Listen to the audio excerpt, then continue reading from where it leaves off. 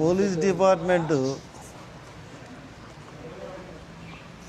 ఒక ఎంపీ అయినట్టు నన్ను ఈ రకంగా ప్రవర్తించారంటే ఇంకా ఈ రాష్ట్రంలో శాంతి భద్రతలు ఎక్కడ ఉన్నాయి? ఈ రాష్ట్రంలో అసలు పాలన ఏంటి? బ్రిటిష్ పాలన కన్నా దారుణమైన పాలన.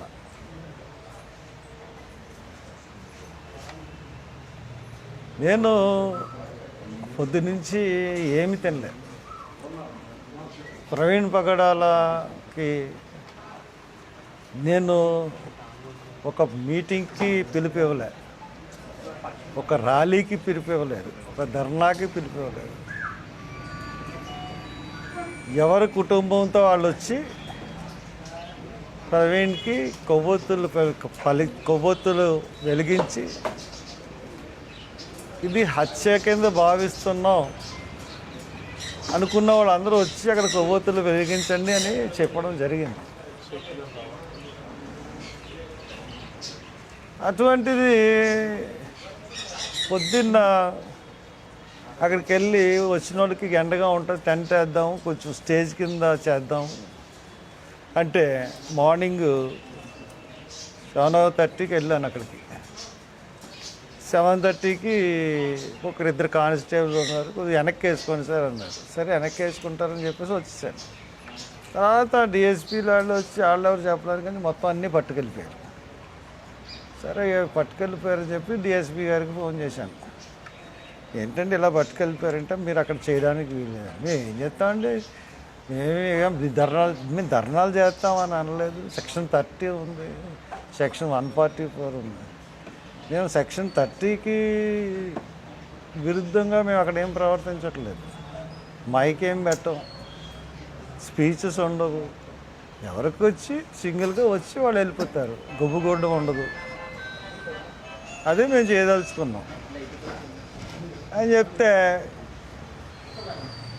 ఎవరిని రానివ్వను, ఇక్కడికి ఎవరిని చేయనివ్వను అని చెప్పి చాలా పొగరుగా మాట్లాడాడు ఒక యంగ్ డిఎస్పీ. పేర్లు తెలియదు నాకు. సరే నువ్వు ఎలా చేయనివ్వో చూస్తాను నేను కూడా, జనం ఎందుకు రారో కూడా తెలుసు నాకు, ఎంతమంది ఆఫ్ చేస్తారో ఆఫ్ చేయండి చూద్దామని చెప్పేసి వెళ్ళిపోయాను. రాత్రి 3:30 గంటలకి ఒక అంబేద్కర్ విగ్రహాన్ని ఇంగ్లీష్పేట దగ్గర పోలీసులు బలవంతంగా కూల్చి మొన్నే దానికి దండేశాను. దాన్ని కూల్చేసి 3:30కి ఆ పేటలో వాళ్ళందరినీ భయభ్రాంతులు చేసి పట్టుకెళ్ళిపోయారు. నేను స్నానం చేసి అక్కడికి వెళ్ళాను. అక్కడికి వెళ్ళి వాళ్ళు పోలీసులతో 2 టౌన్ సిఐ అని పిలిచి మాట్లాడి, మీరు చేస్తున్నది తప్పు, మీరు ఎందుకు పట్టుకెళ్ళిపోయారు రాత్రి, మంచి పద్ధతి కాదు ఇది, ఇంకో ప్లేస్ చూపించండి అక్కడ పెట్టుకుంటారు అని చెప్తే అలాగేనండి చూపిస్తామని అన్నారు. అక్కడ వాళ్ళందరూ పెట్రోల్ వేసుకుని కాల్చుకోవడానికి కూడా సిద్ధపడిన పరిస్థితులను సమన్వయపరిచి నేను వచ్చాను.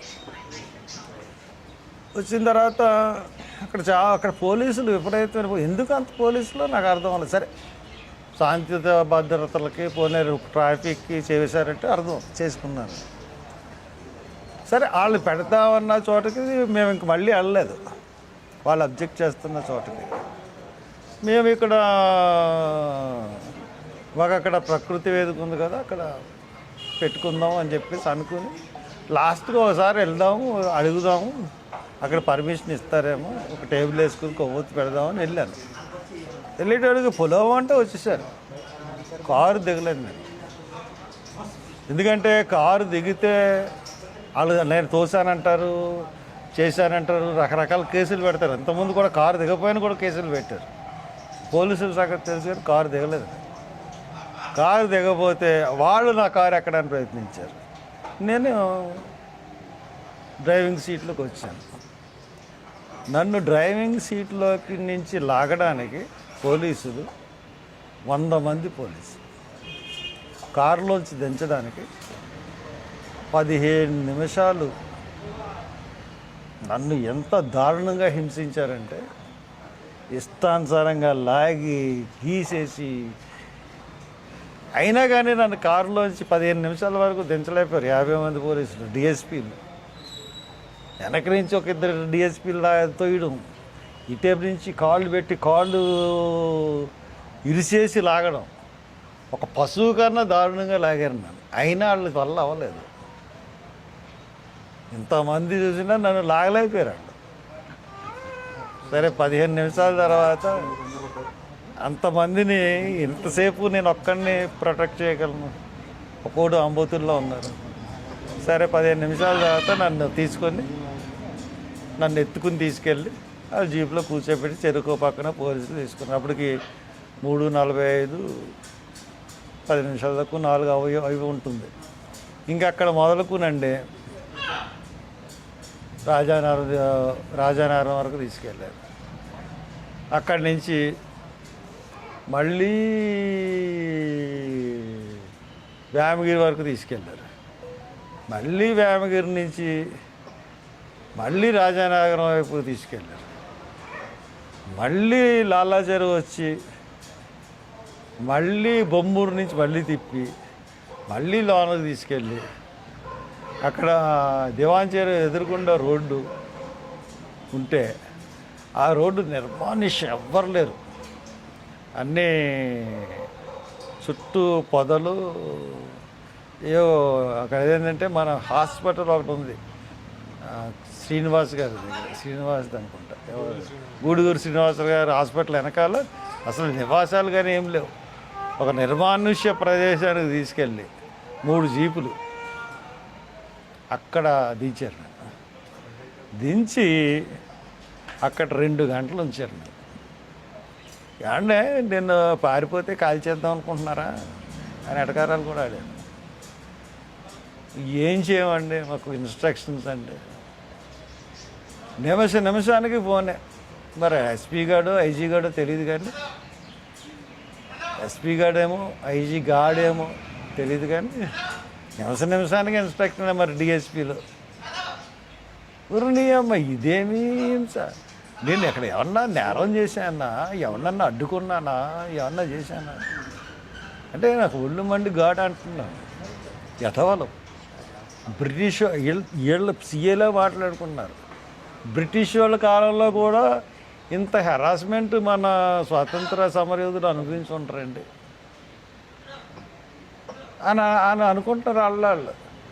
అంటే ఎంత హెరాస్మెంట్ చూడండి. మళ్ళీ అక్కడి నుంచి మా సన్నీకి ఎలా తెలిసిందో వచ్చేసారు అక్కడికి. అంటే మీ దగ్గర జీపీఎస్ ఉందా? ఊరు ఏమన్నా నా దగ్గర జీపీఎస్ లేదంటే పాపం అది సరదాగా అడిగారు లేండి, అదే జోక్ అడిగారు. ఎవరు ఇన్ఫర్మేషన్ ఇచ్చారు? వాళ్ళు ఎస్పీకి ఒకళ్ళ మీద ఒకళ్ళు కంప్లైంట్ చేసుకున్నారు. ఎవడో మన మధ్యలో ఒక మోళ్ళు ఉన్నాడండి, వాడి ద్వారా వెళ్ళింది ఇన్ఫర్మేషన్, ఎవడో లొకేషన్ షేర్ చేశాడు. ఎవరు చేశారు ఏంటో తెలియదు. కానీ అండి మీరు సంపాదించగలిగితే ప్రెస్ వాళ్ళు 15 నిమిషాలు నన్ను కారులో దించి వీడియో సంపాదించే అంతకన్నా భయంకరమైన మానవ హక్కుల ఉల్లంఘన అనేది ఇంకోటి ఉండదు. అంటే ఒక ఎంపీగా చేసిన 10 సంవత్సరాలు ఎంపీగా చేసిన వాడితో వాళ్ళు ప్రవర్తించిన తీరు ఏ రకంగా ఉందో మీకు వీడియో కానీ మీరు సంపాదించగలిగితే, ఒరే ఇంక నువ్వు మానేసి చంద్రబాబు బర్త్డే లేంట్రా బాబు నీకు, రా చంపించేసావు మనిషిని. సరే ఏదో మాట్లాడాలనుకుంటున్నాడు, బుర్ర ఏం పని చేయట్లేదు నాకు. అలాగ నన్ను మళ్ళీ కంపల్సరీ దగ్గరికి వచ్చి అంటే 6:30కి అయిపోయింది, 7:30 వరకు నన్ను వదలకూడదు. పోనీ వాళ్ళు దానికి నా ప్రోగ్రాం ఏమన్నా చేయించారా? 1000 మంది వచ్చారు. ఎంతమంది వచ్చారు?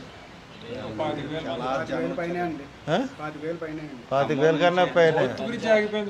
మొత్తం 4th బ్రిడ్జ్ ఆగిపోయింది. నేను ఉన్నాను అక్కడ. అంటే ఇదంతా నేను ఆపలేదని చెప్పి వాళ్ళే నాకు మీద సాక్ష్యం క్రియేట్ చేసుకున్నారు. Thank you police. Chandrababu Naidu ఇప్పుడు చెప్తున్నాను, ఏమే వెళ్ళి ఏదో ఫారిన్ కంట్రీలో నీ బర్త్డే చేసుకుంటా ఉంటా కదా, ఏందయ్యా నీ పాలన? ఇదేనా నీ పాలన? నిన్ను ప్రశ్నిస్తే ఇష్టానుసారంగా మమ్మల్ని చేస్తావా? ఇయే మా బర్త్డే విషెస్. ఒక క్రిస్టియన్ని చంపించావు నువ్వు, ఒక క్రిస్టియన్ ఫాదర్ని చంపించావు, కేసును తారుమారు చేసావు, ఇప్పుడు దాకా పోస్ట్ మార్టం రిపోర్ట్ రిలీజ్ చేయలేను. నీకు తెలియకుండా అన్నీ జరుగుతాయా? మళ్ళీ నీకు ఎన్ని సంవత్సరాలు ఇప్పుడు? 76, 77, 78 ముసలోడివి, 80. మళ్ళీ నీకు నీకు సిగ్గు లేకుండా ఫారెన్ వెళ్ళి నీకు బర్త్డే నువ్వు సిగ్గు ఉండాలిరా బాబు. నువ్వు ముఖ్యమంత్రివి. ఇక్కడ క్రిస్టియన్ ఫాదర్ చనిపోతే ఏదో క్రిస్టియన్లకి ఏమో తాయిలాల కింద 6-7 నెలలు పెన్షన్లు ఇచ్చేసి చక్కబెట్టేద్దాం అనుకున్నావా? చూసావా జనాల్ని ఒక పిలుపుకి? ప్రతి ఒక్కడు కూడా హత్యని నమ్ముతున్నాడు. ఎస్పీలు, ఐజీలు సిగ్గుపడండి. నన్ను అరెస్ట్ చేసినందుకు, నన్ను ఇంతసేపు 5 గంటలు కారులో తిప్పినందుకు ఈ ప్రజాస్వామ్యం తలంచుకోవాలి. నాకేమీ అయిపోదు బాబు. మీ బాబు జైల్లో ఉన్నప్పుడు నీ దగ్గరికి, మీ అమ్మ దగ్గరికి నేనే వచ్చానయ్యా. నారా లోకేష్ వచ్చి సంఘీభావం చెప్పాను. మంచి బహుమతి ఇచ్చారు నాకు. నీకన్నా జగన్ ప్రభుత్వం 1000 రెట్లు బెటర్లాగా అనిపించింది ఈవేళ. ఇంత హింస ఎప్పుడు పెట్టలేదు నన్ను. ఇష్టానుసారంగా చేస్తారా? సిగ్గు ఉండాలి. మీ బాబుకు ఫోన్ చేసి చెప్పు, ముఖ్యమంత్రి ఇక్కడ ఉండాలి, ఇక్కడ ప్రజల మధ్యన చేసుకోవాలి, ఫారెన్ వెళ్ళి చేసుకోవడం కాదు. ఇదే మా విషయాలు. ఒక సెక్యులర్ వాదుల విషయాలు ఒక ముఖ్యమంత్రికి. Thank you.